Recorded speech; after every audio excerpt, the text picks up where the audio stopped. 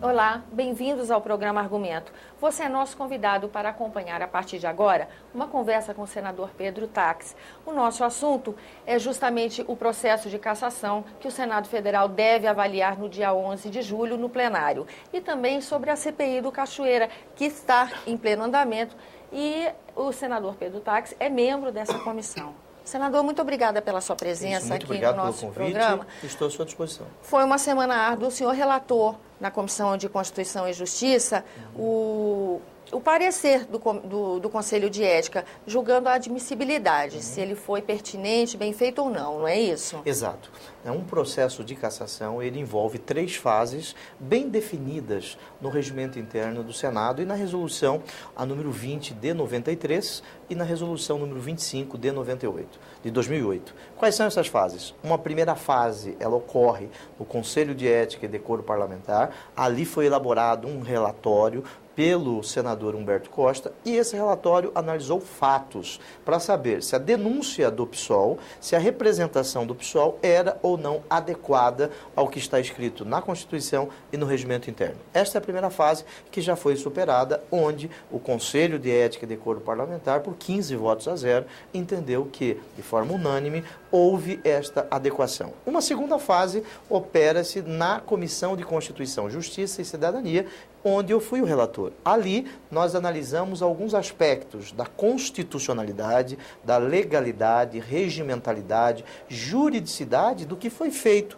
até aquele momento lá no Conselho de Ética e Decoro Parlamentar. E chegamos à conclusão, neste relatório, que lá no Conselho de Ética tudo foi feito de acordo com a Constituição. Quais pontos nós analisamos? A ampla defesa, o contraditório, o regimento foi ou não atendido, a Constituição foi ou não obedecida.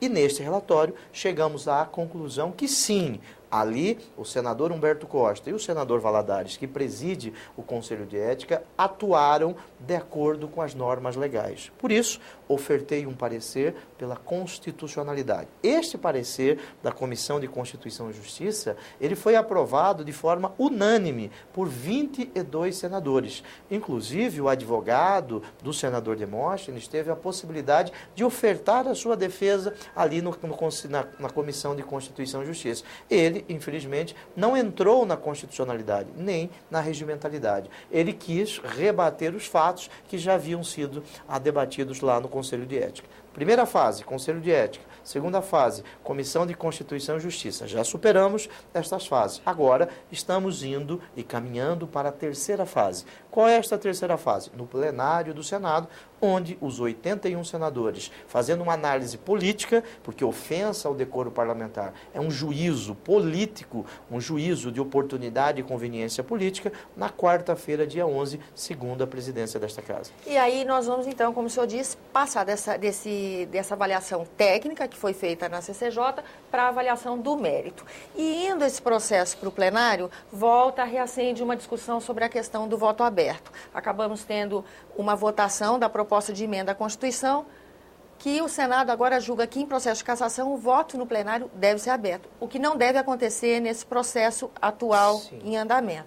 Mas a lentidão com que a proposta de emenda constitucional sobre voto aberto tramitou nessa casa levou o senhor a apresentar uma outra proposta de emenda à Constituição que pode fazer com que processos que fiquem, vamos dizer, emperrados comecem a andar de uma forma mais ágil, não é, senador? Exato. Aqui nós temos muitos projetos que estão parados, estão dormindo nas gavetas do Senado e também nas gavetas da Câmara. Infelizmente, a Câmara dos Deputados não vota absolutamente nada. Vou dar 2 exemplos. Existe uma PEC lá do voto aberto que está parada há muito tempo. A PEC que muda o rito da medida provisória. Nós aprovamos aqui no Senado e esta PEC está esquecida na Câmara dos Deputados. Este debate precisa ser feito no Brasil. Qual é a importância de um bicameralismo, 2 casas, em que uma dessas casas não se manifesta? Isto precisa ser debatido. Apresentamos um projeto que cria o regime constitucional de urgência legislativa. Isto para quê? Um determinado número de senadores, 1/3, são 27 senadores, um determinado número de deputados federais, 171, 1/3 dos deputados federais, possa colocar um projeto em pauta. Porque, infelizmente, quem pauta o Senado, quem pauta a Câmara, em primeiro lugar é o Poder Executivo. Porque aqui, nós, muitas muitas vezes agimos como carimbadores do Poder Executivo. Depois, quem pauta a casa é o presidente do Senado, o presidente da Câmara, ouvindo as lideranças. Isto, ao meu juízo, não se apresenta como democrático. Nós precisamos dar o direito às minorias também de se manifestarem sobre os projetos que serão colocados em votação. E esse é um mecanismo que possibilita esse essa é um mecanismo. No expressão. tocante ao voto aberto, né, eu sempre defendi e defendo o voto aberto. Senador que não aguenta pressão tem que ficar em casa. Senador que não aguenta conversa não pode ser senador, ele está no lugar errado. Né? Senador, da mesma forma que o senhor criou esse mecanismo, propôs esse mecanismo de possibilitar que os projetos entrem em pauta, o senhor não pensa num mecanismo que possa fazer uma coisa semelhante em relação à relação das duas casas? O senhor acabou de falar, o Senado vota os projetos, a população inteira fica numa expectativa e o projeto, infelizmente, fica parado em algum lugar na Câmara. Sim, isso decorre do número de deputados federais que nós temos no Brasil. Temos 513 deputados federais e 200 milhões de habitantes. Nos Estados Unidos, 300 milhões de habitantes e 100 deputados federais a menos que no Brasil. Parece que nós temos um amor, né, uma tensão quase que...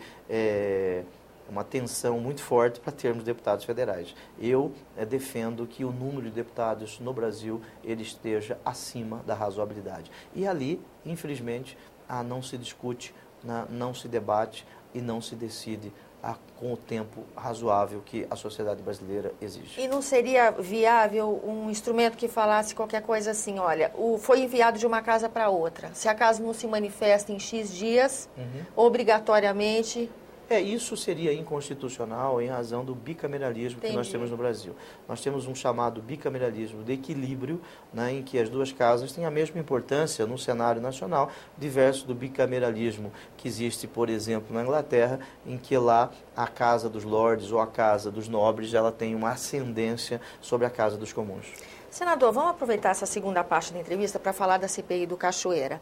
É uma CPI que vem recebendo críticas, porque não avança, porque os depoimentos não acontecem, falta de objetividade. O senhor faz a mesma avaliação? Sim, eu faço essa mesma avaliação. Infelizmente, ali, muitas vezes, você tem uma briga político-partidária, PT versus PSDB. Eu, como representante do PDT, nós queremos a verdade. Agora, a CPI é um instrumento político, mas não pode ser um instrumento de guerras políticas, tendo em conta a eleição do Estado de São Paulo, a eleição do município de São Paulo. A CPI é muito maior do que a eleição do município de São Paulo. Na sessão onde foi apreciado o seu parecer com relação à cassação do senador Demóstenes, o senador Pedro Simon levantou uma questão a partir de um artigo de jornal, onde haveria uma estratégia trocando, vamos dizer assim, a cassação do senador Demóstenes pelo enterro da CPI do Cachoeira. O senhor acha que a CPI corre esse risco? Eu penso que não, a CPI tem outros objetivos. Um exemplo disso, o senador Demóstenes já foi ouvido, nós já estamos quase terminando o processo de cassação ou não do senador Demóstenes na semana que vem, dia 11, e nós não ouvimos falar dos deputados federais envolvidos com Cachoeira. Não foram ouvidos na CPI, eu não sei o que está a ocorrer no Conselho de Ética lá, da Câmara dos Deputados. Parece que essa CPI mista, ela deveria se transformar numa CPI só do Senado, né? Os deputados não estão sendo ouvidos. Não estão se manifestando, né? A expectativa do senhor para o segundo semestre, como é que fica essa CPI? É uma expectativa otimista, mas realista, porque nós temos eleições municipais e muitos de Brasília sairão. Senador, muito obrigada pela sua presença no nosso programa. A você que nos acompanha, muito obrigada pela atenção. Esse é o programa Argumento. Eu sou Tânia Horman. E se você quiser entrar em contato conosco, ligue para 0800 61 2211, ligação gratuita, ou acesse www.senado.gov.br/TV.